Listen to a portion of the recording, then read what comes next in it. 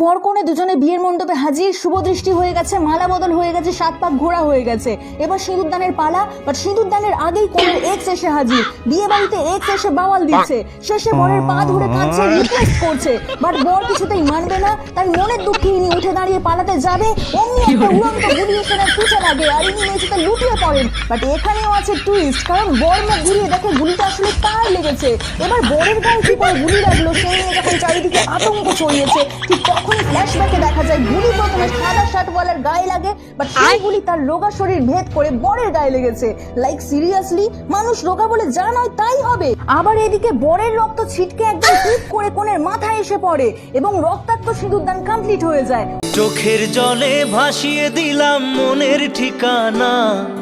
এসে ধরছে না। বিয়ে বাড়ির প্রত্যেকে গাল হাঁ করে স্ট্যাচু। ধীরে ধীরে বর মণ্ডপ থেকে এতটা হেঁটে চলে এসেছে, তবুও কেউ তাকে একটু ধরছে না। জাস্ট ভাবো মানবতা আজ কোথায় গিয়ে দাঁড়িয়েছে।